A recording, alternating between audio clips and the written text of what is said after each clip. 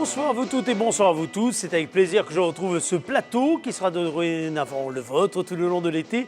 Installé au cœur de l'agglomération paloise avec nos équipes de création et de communication qui, vous le savez, produisent ce rendez-vous Bonsoir le Béarn, né aux premières heures du confinement et que nous maintenons. Remarquez, l'actualité nous fait penser qu'on aura toujours besoin, pendant quelques temps encore, de ce trait d'union, d'information, de divertissement, afin de vous permettre à vous, qui êtes peut-être les habitués résidents du Béarn, ou bien à vous qui venez fréquenter cet été ponctuellement, de façon touristique ou bien de façon familiale notre région, d'avoir les dernières informations qui concernent à la fois l'actualité culturelle, artistique, sportive, festive de la région. Ce soir, au programme dans ce nouveau numéro de Bonsoir le Béarn, quelques bonnes idées pour l'été et en particulier la bonne idée défendue par la ville de Pau dans le cadre de l'opération Mes vacances à Pau, c'est royal. Nous parlerons des jardins de l'été avec les managers de quartier. Aurélie Saillé sera avec nous dans quelques petites minutes, avec elle nous verrons de quelle façon la ville de Pau donne rendez-vous aux habitants de l'agglomération, aux habitants de la ville, pour des balades urbaines, pour des rendez-vous tout à fait singuliers au cœur même de la belle ville de Pau. Ensuite, comme c'est jeudi, nous retrouverons toute l'équipe du Sillon pour nous parler de l'actualité agricole et puis nous allons vous permettre de jouer. Alors dorénavant, depuis hier d'ailleurs, vous le savez, vous pouvez jouer non plus avec nous en direct par téléphone, mais vous pouvez jouer quelle que soit l'heure de la journée à laquelle vous consommiez ce replay sur la page Facebook de la chaîne locale ou bien sur le site internet d'ailleurs lachaînelocale.tv pour jouer à notre mur de la chance et tenter de décrocher les 4 000 € de cadeaux mis en jeu cet été. Il y a notamment une cagnotte constituée de bons d'achat Pau Commerce. Chaque jour, nous ajoutons 50 € de bons d'achat dans cette cagnotte. Et la cagnotte monte jusqu'à ce que quelqu'un gagne celle-ci, soit en jouant sur Facebook, soit en jouant en direct sur la chaîne locale.tv. Le site internet lachaînelocale.tv, il y a un principe de jeu instant gagnant. Si vous décrochez la cagnotte, vous remportez celle-ci. Elle monte de 50 € tous les jours. Hier, elle a démarré à 50. Aujourd'hui, regardez, jeudi 23 juillet, nous rajoutons 50 € dans la cagnotte et donc elle est à un montant de 100 €. Soit quelqu'un la gagne jusqu'à demain et remportera donc 100 € d'achat offerts par les commerçants de Pau Commerce et par l'agglomération Pau-Béarn-Pyrénées, soit, eh bien on va continuer à faire monter celle-ci. Demain, la cagnotte atteindra ainsi 150 € et ainsi de suite. Vous jouez donc sur Facebook dorénavant et là vous pouvez jouer en regardant l'émission, en écoutant l'émission ou bien vous jouez sur la chaîne locale.tv. Vous pouvez jouer une fois par jour seulement pour tenter de décrocher cette cagnotte. L'actualité du monde agricole, c'est avec le Sillon. Nous allons rejoindre sans plus tarder toute l'équipe du Sillon après le jingle que voici.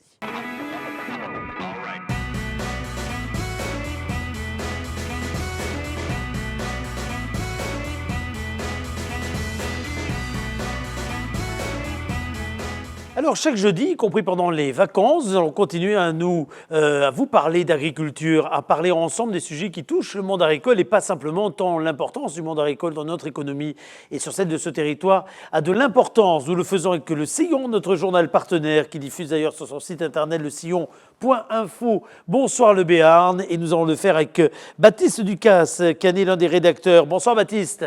Bonsoir. Merci d'être là. Alors c'est bien parce que pendant les vacances, on fait tourner les personnes de permanence. Et donc là, dans la grande famille du Sillon, je prends donc aujourd'hui la carte Baptiste Ducasse pour nous parler de l'actualité du monde agricole de cette semaine.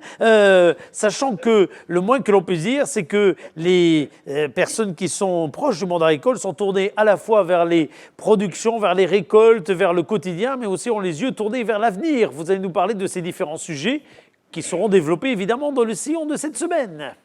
Tout à fait. Donc, par quoi voulez-vous démarrer? Allez, par quoi voulez-vous démarrer? C'est vous qui avez le choix.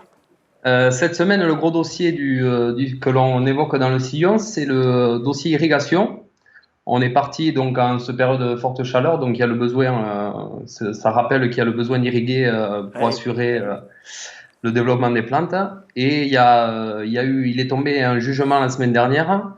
La condamnation de 2 responsables de la Chambre d'agriculture de Lot-et-Garonne qui avaient lancé la construction d'un projet de retenue d'eau qui finalement avait été refusé par la préfecture Et donc, ils ont été condamnés à de la prison ferme. Et donc, cette semaine, on fait revenir plusieurs élus nationaux et régionaux à ce sujet qui rappellent l'importance de l'irrigation pour la production végétale dans le bassin de l'Adour. Absolument, l'importance pour l'irrigation avec les cultures qui sont dans ce bassin, l'importance de l'irrigation en général, l'importance également du juste partage évidemment des ressources et souvent de l'information qu'il faut savoir donner pour que les uns les autres comprennent les usages de l'eau, dont on sait bien que c'est une valeur, est un véritable trésor qu'il faut savoir préserver, gérer, anticiper et il faut bien en comprendre où est-ce qu'elle est utile et indispensable. Tout à fait, ouais, c'est un sujet assez problématique et très compliqué où on voit apparaître maintenant différents groupes qui s'opposent. Voilà, le besoin de l'eau en agriculture est réel et depuis des années.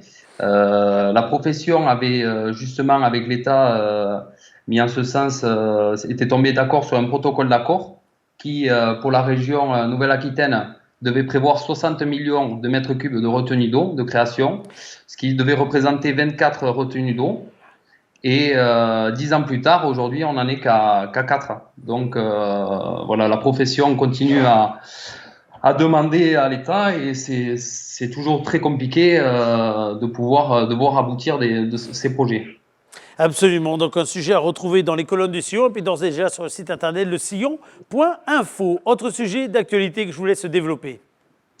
Donc nous allons revenir aussi sur les moissons qui se poursuivent aujourd'hui dans nos campagnes, avec cette année une petite particularité avec des récoltes en net recul, que ce soit pour le blé tendre, le colza et les autres céréales à paille. Pour quelle raison? Il y a une raison particulière? C'est l'automne qui a été catastrophique au niveau du temps, avec des pluies,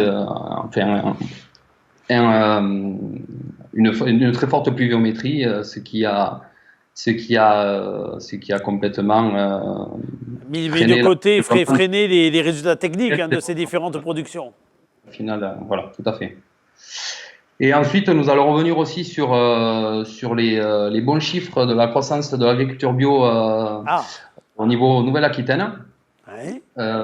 Cette année, la Nouvelle-Aquitaine revient à la 2e place du podium sur le nombre d'exploitations et de surfaces bio en France. Donc, juste 2 petits chiffres. Donc, cette année, en 2019, l'agriculture bio, c'est 6996 fermes. Ouais. Et ça représente 290 000 hectares. Donc, l'essor sociétal et les phénomènes alentours confirment que l'avenir de l'agriculture bio est vraiment là, quoi.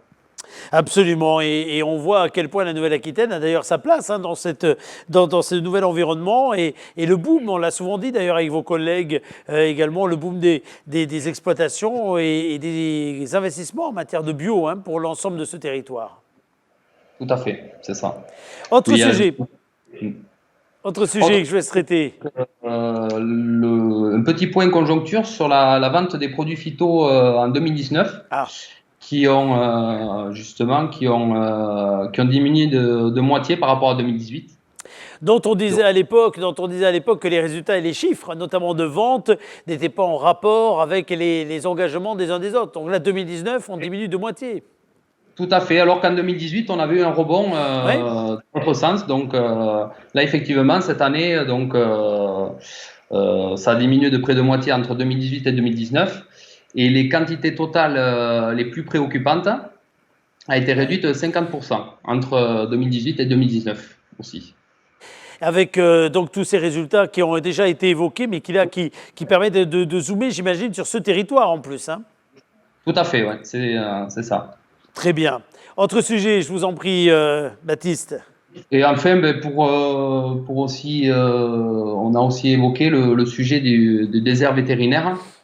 Où il y a une véritable problématique à l'image des médecins généralistes en campagne, qui sont de moins en moins nombreux dans les campagnes, et donc est en train de voir le jour. Une proposition a été faite pour justement un dispositif aider les vétérinaires à rejoindre les zones rurales et leur donner envie de rejoindre. Donc un dispositif d'aide. Ça veut dire qu'en effet, les déserts, lorsqu'on parle des déserts médicaux en zone rurale en particulier, ça touche aussi le milieu animal, dont on aurait pu penser justement qu'avec l'élevage à production, etc., on ne connaisse pas les mêmes choses que dans la médecine traditionnelle. Là, vous dites que oui, finalement.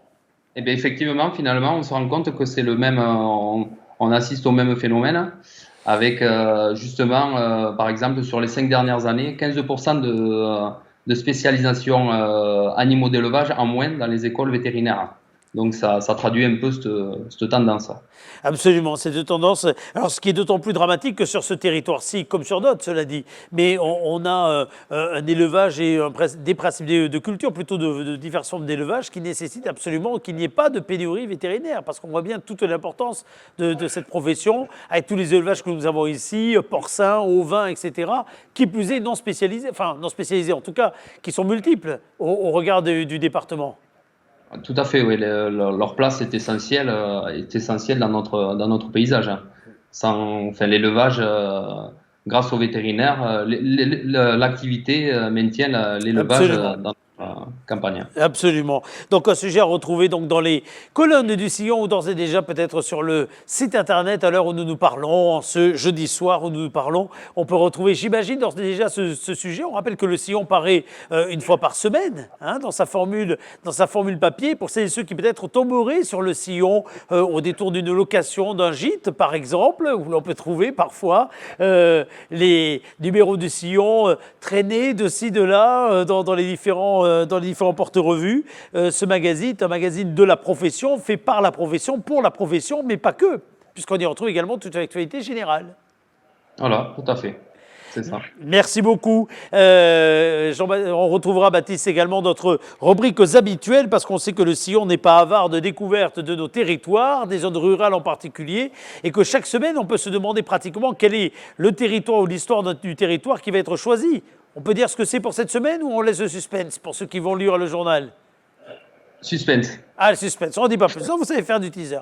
Rien à dire. Rendez-vous dès demain donc dans les boîtes aux lettres pour celles et ceux qui sont abonnés, ou bien rendez-vous sur le site internet lesillon.info. Vous y retrouvez d'ailleurs tous les soirs Bonsoir le Béarn, l'hebdomadaire agricole et rural des pays de l'Adour, le Sillon, dont on salue chaque semaine la participation à cette aventure. Bonsoir le Béarn. Merci beaucoup Baptiste et à très bientôt. Merci à vous. Bonne soirée. Merci. Dans quelques instants, nous nous retrouvons avec la suite de ce programme du jeudi. Vous ne bougez pas, à tout de suite.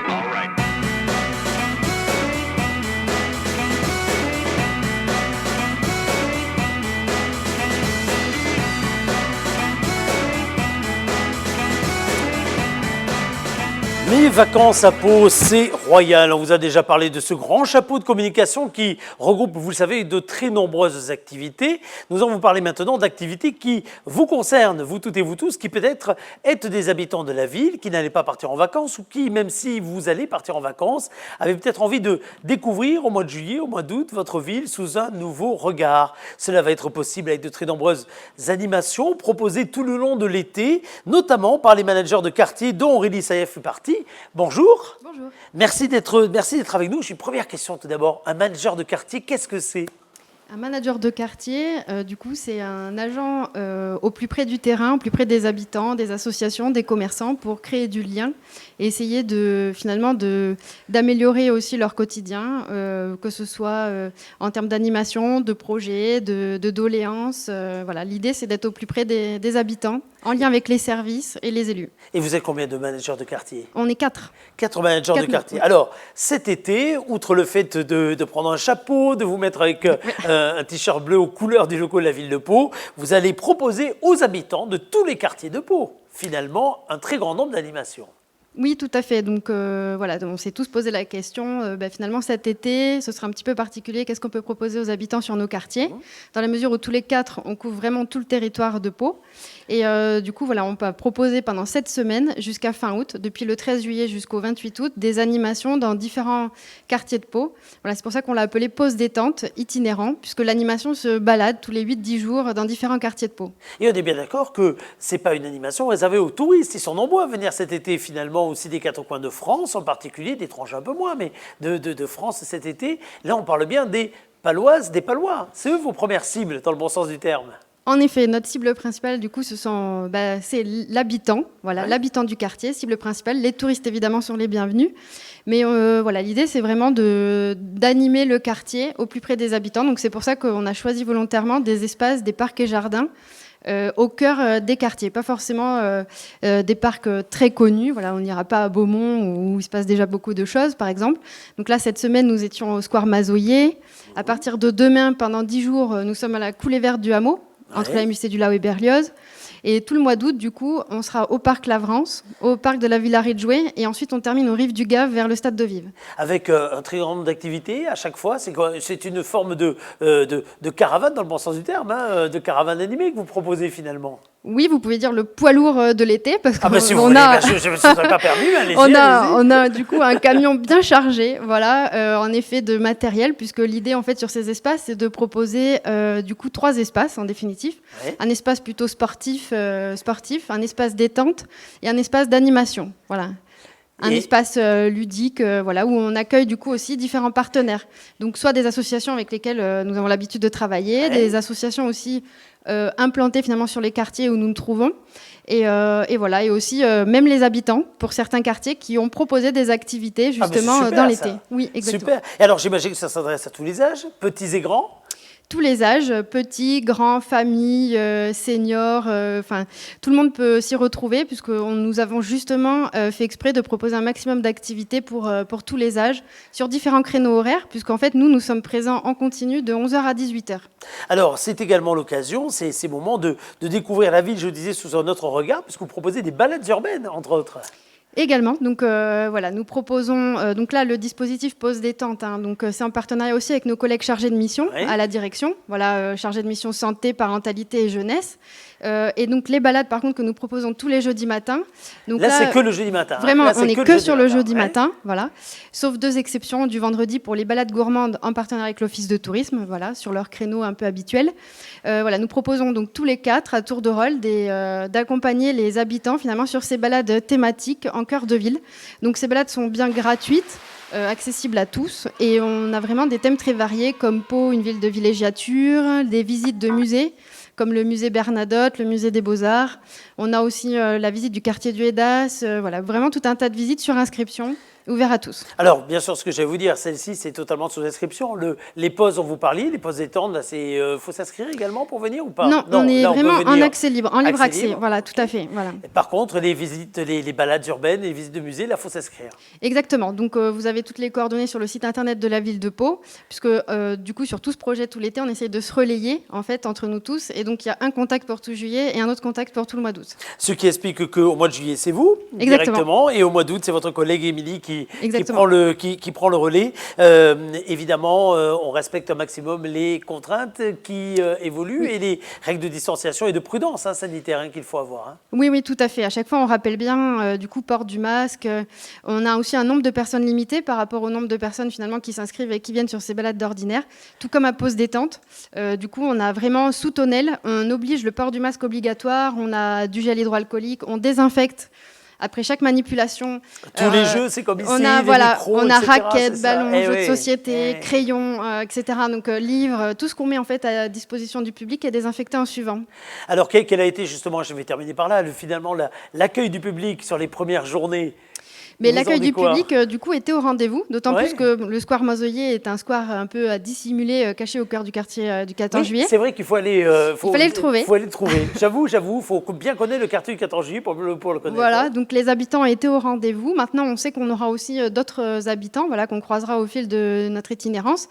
Et puis, on a des temps un peu plus spécifiques qui, je pense, attireront aussi le public, comme des initiations au théâtre, théâtre d'impro, ateliers d'écriture, ateliers de danse. Ah, super. Dans le cadre, du coup, du projet Cité éducative, voilà, qu'on propose sur les sites. Et là, pour le coup, je pense que l'idée, c'est de créer des rendez-vous. Donc, peut-être que des gens reviendront aussi volontairement sur certains secteurs, mais voilà, du coup, les habitants sont là, sont en rendez-vous malgré tout, et on espère que ça continue et que le beau temps aussi reste là avec nous. Absolument, bon, remarquez, ça fait partie de la promesse, puisque les vacances à Pau, c'est censé être royal, il faut au moins qu'il y ait le soleil. Il faut au moins qu'il y ait le soleil. Pour l'instant, les propositions le sont, parce qu'effectivement, il y a beaucoup de choses. Il y a beaucoup de choses finalement. Pour un été où on se demandait est-ce qu'on va pouvoir avoir des activités, on va pouvoir avoir des spectacles. Il était à Pau, on va avoir des activités en journée, on va avoir des activités également récréatives, ludiques, etc. C'est formidable d'avoir réussi à bâtir un programme comme ça pour la population. Oui, d'ailleurs, vous faites bien de le préciser. Nous, volontairement, pour justement ne pas dédoubler les forces vives, on propose du coup nos animations dans les parcs du lundi au vendredi en continu, donc comme je le disais 11h 18h,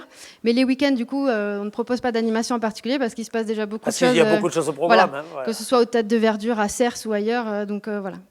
Merci beaucoup Aurélie, merci d'être venue nous apporter un peu de soleil dans ce studio. Maintenant on n'a plus la vue sur l'extérieur, donc là au moins on sait qu'il fait soleil en vous voyant. Merci beaucoup et rendez-vous donc tout le long de cette semaine pour cette première prise de contact avec les vacances, et puis ça va continuer. Tout cela vous l'avez sur le www.pau.fr pour retrouver tous les renseignements de cet été durant lequel les vacances seront royales. On se retrouve dans quelques instants, à tout de suite. Voilà donc pour ces vacances à Pau, on vous en parlera souvent parce que le programme est extrêmement riche.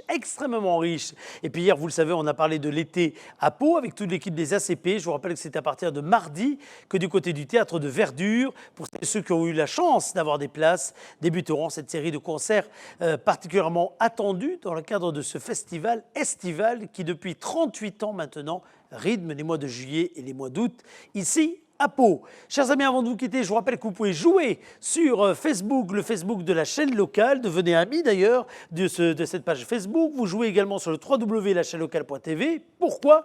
Pour décrocher la cagnotte de l'été et jouer au mur de la chance. Avec des cases, une case quotidienne à retourner. Vous pouvez jouer une fois par jour, sachez-le. Et selon la chance qui vous accompagnera, vous pourrez découvrir les cadeaux derrière cette fameuse case. Une case se retourne et derrière, il y a un cadeau à gagner. Quel cadeau? Vous allez les voir dans quelques instants défiler en guise de générique de fin. Mais sachez qu'en plus de tous ces cadeaux, vous avez une cagnotte. Et cette cagnotte, on l'abonde tous les soirs de 50 €. Là, nous avons rajouté hier 50 €. Nous rajoutons aujourd'hui 50 €.